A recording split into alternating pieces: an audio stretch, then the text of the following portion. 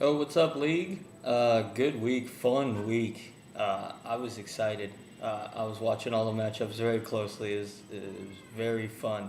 So let's just jump right into it. Um, First thing I want to touch on is Pip and Popek losing 6 out of 7 to finish the year. And when I keep saying that nobody wanted it, I don't mean you guys. So don't think I'm calling you guys specifically out. I meant your teams just didn't perform down the stretch. And pulled an NFC West and made the playoffs at 4-8, 4-9, something like that, 4-9, I think. So congratulations for getting into the playoffs, I suppose. Akon, wow, fell just short. Pretty safe to say that there were about 4 or 5 hardcore Ryan Lindy fans in the league this last week. He just didn't get it done. I think he posted single-digit numbers, which was the difference in that matchup. That stinks, but great effort. You can expect that from Akon moving forward, who, just like I've done in the past, given a parting gift from Pip. So really, really helpful when you start to think about turning around that team. That's a hell of a start right there. So moving on, Scotty and Pac-Man, damn. Um, Fell just short. Scotty had a hell of a run. Started 0-5, I believe. Hell of a run to finish the season.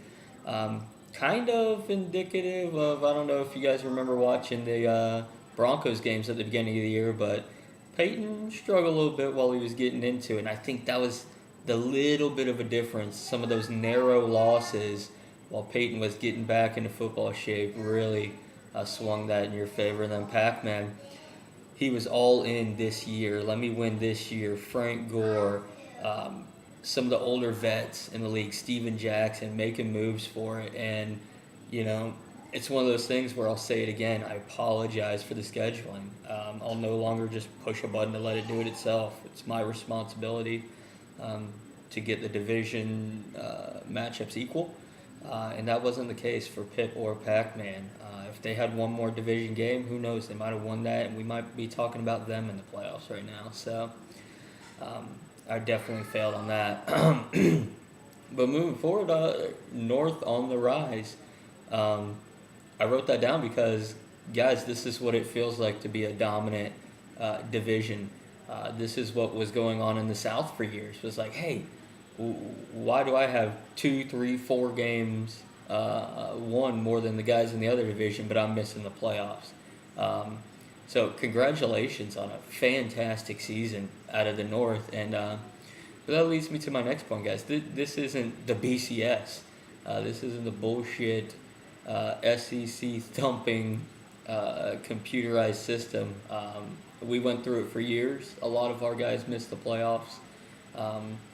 And we talked about realignment and things like that. It was more subtle shots at the other division. I don't think we ever considered it seriously, but even if we were considering it seriously, realigning, it's a bad idea now.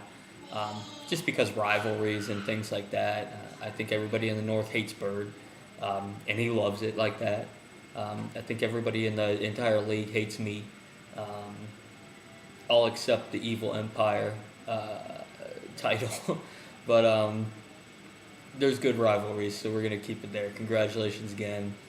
And then moving forward, we'll see if the South can rebound next year, maybe get some people more involved. I think we did that with Akon, so we'll see how the league is next year. Should be a lot of fun. On to the matchups for this week. You got Voss versus Bird. I believe a few weeks ago, Bird pulled out the victory. I'm not sure. I'd have to look at it again, but this is going to be a close matchup. The tough thing about it is, number one, Eli Manning struggling. He had one great game, I believe, mixed into like the last 6. But other than that, Eli Manning's been struggling. Let's make no mistake about that. And then the Patriots have found a running game. Lucky for you, Voss, that you also own Stephen Ridley. That's huge. Because they're a lot more balanced. 30 points out of Tom Brady, that's not normal. It used to be a lot more than that. So when you look at the matchup as a whole, does Bird start Darren McFadden? He got 0 points again. You don't know, is he going to be on a snap count on the first week back? Does that make him and Reese obsolete in that position for him? Alfred Morris seems to have turned on another level. Um, but it really comes down to quarterback play. Schaub, Cutler, and Bradford, I guess you're going to continue the theme of playing the matchups with that, which has been successful the last little bit when you made this run. But when I look at the teams as a whole, and I think they even made this comment when they played me, Voss, you're going against a superior IDP team.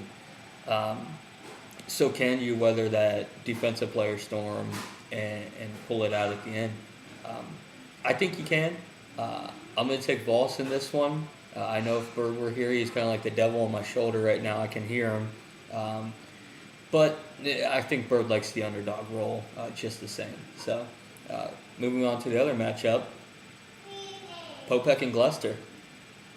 As much as it's been documented that Popek has struggled, look at Gloucester recently. There was a time where he held a 2-game lead on me and everybody else in the South. Now he ended up 7-6. So this is a team going the other way. And Popek's kind of just sucked like the air. Gloucester's kind of plummeting. So it can make for an interesting matchup for these couple reasons. When you talk about Gloucester's team, this team is run on quarterbacks, which will be there. His quarterbacks will be there. They're going to put up their points. They're going to do their thing. Breeze is pissed off that he just lost again. You got people on a mission.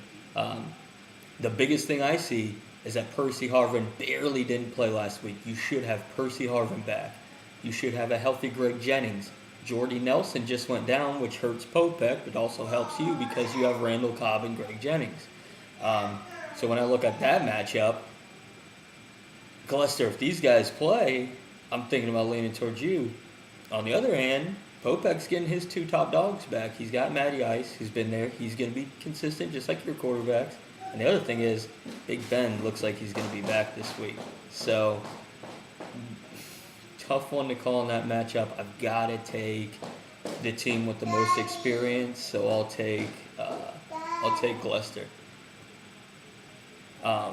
Last thing I want to say is this. When I talked to Pac-Man, some of the things he said is he lost interest. Him and Pip used to talk about the league every other day. And I kind of get that sense too. All day on Sunday, I used to talk to Scotty, Voss, Bird, just texting them all day. Talking crap, getting into it. Oh my God, this happened. Oh my God, that happened. And you really don't see a lot of that anymore. If I'm texting anybody, it's typically drop on occasion. And really, Akon. Akon really has become that guy that is really still into it. Pac-Man lost interest. It took a phone call, and I told him I'd call him every single day until he got his interest back. And it happened. He got his interest back, and hopefully he'll get Pip going. The 23rd is... Good job, buddy. Daddy's trying to leave an epic league wrap-up video, so hold on a second. The 23rd is our league championship, which is 2 days before Christmas, and it should be exciting. So here's Pac-Man's idea, and I talked to Bird about it, and even myself. Sorry, I'm texting some trades right now, which brings me to a quick point that, hey, if you guys want to trade, let me know. Scotty, just tell it on the video. No, I will not give up my entire team for Pierre Garçon. But good try, though. I'll keep texting you back. Anyway, back to Pac-Man's story. Pac-Man said, we really need to have a winter meeting when everything's fresh in everybody's mind, which I couldn't agree with more. So here's an idea, and I think it's a fun idea. I will be there. I'm pretty sure Throp will be there in Gloucester. We've talked about it briefly already. But the 23rd is our league championship.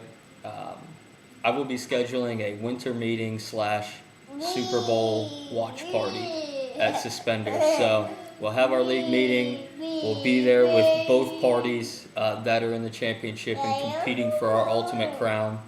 And I think it'll be the ultimate fun prize. So that's the last thing to say. I gotta give these kids something to eat, something to drink, and I gotta move an entire house with my brother-in-law. So good luck this week, everybody. I'll be paying close attention. The league trade deadline, again, is Thursday. So you have until Thursday before the game starts. If you pulled off a second before the game starts, you'll still get it. So until then, guys, I will be here with the wrap up. Post in the smack board if you will be attending our Super Bowl watch party / winter meeting. Like always, if you are not there, you will not have a vote. Okay? Have fun this week and see ya.